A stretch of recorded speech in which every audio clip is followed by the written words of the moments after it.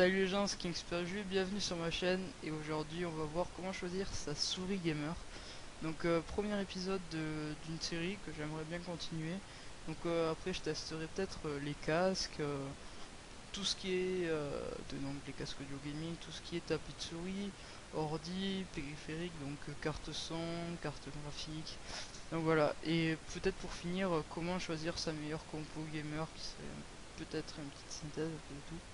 Et donc pour ce faire, je vous ai choisi les trois leaders de la souris gamer. Donc Cyborg, Logitech, ta gueule, et Razer. Donc moi il faut savoir que j'ai une Razer Abisus, donc je suis pas mal content. Vraiment c'est une souris FPS, une simple 3 boutons, pour ceux qui se connaissent un peu. Et c'est vraiment pas mal.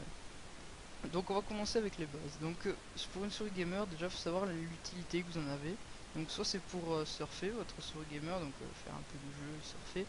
Dans ce cas là il faudra 5 boutons, c'est-à-dire clic gauche, clic droit, molette, plus deux autres. Ça compte 5 en gros. Après, donc ça c'est l'utilisation la plus commune. Après il y a l'utilisation FPS gamer, c'est souvent hard gamer on appelle. C'est une souris simple qu'il vous faut. Donc c'est une 3 boutons, clic gauche, clic droit, molette, il vous en faut pas plus. Et après il y a l'utilisation MMO, donc ça vous savez quoi, vous savez qu'est-ce que ça veut dire. Donc les MMO voilà c'est un peu comme ça, les Naga par exemple c'est le bon exemple. Donc, qui ont jusqu'à 15 boutons je sais pour un modèle Logitech. Et non ça c'est pas mal. Donc voilà, moi j'ai la Abisus, mais pas Mirror, la Abisus tout court qui est à 50 euros. Là elle est à 40 euros, mais celle que j'ai est un peu plus évoluée. C'est un peu l'équivalent de celle-là, si vous voulez, sans les boutons sur le côté. Donc moi personnellement chez Razer, donc c'est quand même plutôt les leaders de la souris MMO, vous le voyez bien. Et donc pour ceux qui sont MMO, déjà j'aurai deux regards, le regard budget et le regard performance. Et du regard performance pour les joueurs MMO chez Razer, il n'y a pas photo, c'est la Naga Epic parce qu'elle est sans fil je crois. Je dis pas de conneries, je crois vraiment qu'elle est sans fil. Et elle est vraiment pas mal. Enfin j'ai testé chez un ami qui joue pas mal MMO. Elle est pas mal. Et après pour les plus petits budgets, il n'y a pas vraiment grand chose, je dirais, chez Razer, parce que c'est quand même pas mal gaming. Il n'y a vraiment pas grand chose pour un petit budget, il pourrait se modifier un peu. Moins cher c'est 80 € quoi. Vous voyez quoi. Voilà quoi. On va dire petit budget, faut mieux à Molten, faut mieux elle est un peu plus réactive, enfin au niveau des DPI elle est plus sensible. Celle-là a moins de boutons, donc celle-là pour les petits budgets au pire, mais ça c'est vraiment pas des petits budgets. Après on va passer du côté FPS, donc le côté performance, il n'y a vraiment pas à chier. Le côté performance, c'est la Ouroboros, elle vient de sortir, donc 150 € quoi quand même. Tu dois boiter un peu quand t'as acheté ça, mais elle vaut son prix, elle vaut son prix. Ne vous inquiétez pas, j'ai jamais testé, mais je connais pas mal de gens qui jouent avec ça, ils en sont contents. Surtout du côté des Gamoniacs, qui ont pas mal de joueurs qui jouent avec ça. Et après côté budget, je vous conseille la mienne. Donc j'ai pas vu la Abisus RS. Donc, moi j'ai la Abisus RS. Donc là il y a Abisus Mirror. Donc c'est deux souris ambidextres, c'est-à-dire pour droitier gaucher. Mais donc j'ai pas vu la mienne. Mais pour les petits budgets, sérieusement, la Mirror elle est mieux parce qu'elle a un rétroéclairage et plus de DPI. Et ceux qui sont prêts à mettre juste un peu au-dessus, je leur conseille celle-ci, euh, qui est vraiment pas mal, ou celle-là. Donc voilà. Celle-ci, vous l'avez pour 100 € de plus, un sans fil, avec du rétroéclairage. Bon, aucune utilité, surtout que le sans fil fait perdre la réactivité. Bref, donc on a fait avec Razer. Après, on va passer sur Logitech. Donc eux, c'est vraiment les moins chers produits souris. Voilà. Donc vous allez voir que la plupart de leurs souris sont à chier. Donc voilà, là on arrive côté gamer. Alors il y a vraiment pour donc du côté FPS, on va commencer déjà avec le FPS comme on a commencé avec le Lune tout à l'heure. Donc du côté FPS pour le budget il n'y a pas photo, la G300 qui est une souris hyper fiable, très très performante avec un filaire plutôt. Je crois qu'à 3600 dpi c'est assez réactive. Pour vous dire, moi je joue à 2500 dpi et ça me suffit largement. Donc voilà quoi. Ça vraiment pas mal. Surtout que elle a, on va voir, 1, 2, 3, 4, 5, 6, 7, 8, 9 boutons. 9 boutons dont 6 programmables. C'est vraiment pas mal. Avec son système pilote. Voilà, moi mon système pilote c'est Razer Synaptic. Donc permet de tout gérer. Après, pour ceux qui ont un plus gros... Merde, c'est où là? Je sais pas, dernière vue, c'est gamer. Ah voilà, pour les gamers qui cherchent plus de confort, qui ont vraiment un plus gros budget, il y a la G700 que je conseille pas tellement, elle est vraiment pas super. Mais par contre, là il n'y a pas à chier, à 70 euros la G500, c'est l'une des meilleures souris du marché. Niveau rapport qualité-prix, il n'y a rien à faire. On pourra jamais faire mieux. Et donc du côté MMO, il n'y a pas vraiment de gros budget chez Logitech. La G600 MMO enfin, elle est nouvelle, je crois, donc pas vraiment de retour dessus. Parce que tout ce que je vous dis là, j'ai cherché, je l'ai pas inventé. Donc voilà, vraiment pas mal comme souris. Les retours sont positifs.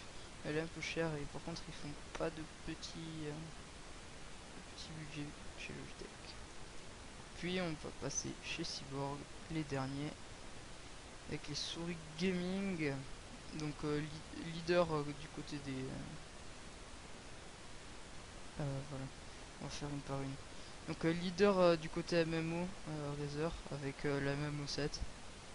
Donc comme vous voyez, je crois, on va le lire ensemble, mais je crois que c'est 12 boutons programmables, 13 peut-être, on va chercher, voilà, 13 boutons programmables. Hop, hop, hop, 13 boutons programmables. C'est énorme. Donc là, une molette de précision qui est propre à Cyborg. C'est-à-dire quand tu appuies sur cette molette, les DPI chutent, c'est-à-dire qu'elle est beaucoup moins sensible. Et un trackpad intégré, donc vous pouvez bouger avec le pouce votre souris, pas vraiment d'intérêt. Donc la MMO7, le must pour les joueurs MMO RPG. Donc plutôt MMO, pas trop RPG quand même. Voilà, donc rétroéclairage, vous choisissez et tout. Impeccable. Et ouais, donc sérieux, l'utilisez pas pour du FPS parce qu'elle est très lourde. Et merde, qu'est-ce que je voulais dire? Elle est très lourde, ah oui, et sans fil, donc pas très réactive. Mais de toute façon, les joueurs n'ont pas besoin, enfin, les joueurs MMO n'ont pas besoin de réactivité trop.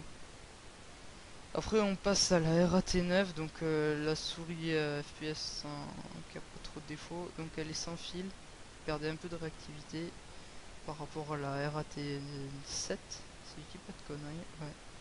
Donc la RAT9, je trouve que vous payez un peu cher pour ce qu'il y a dedans. Personnellement, je vais pas trop m'attarder dessus parce que je trouve vraiment pas que ce soit intéressant. Après, voilà, la RAT7. Donc toutes les RAT7 sont, je dis bien à peu près, du même prix. Et,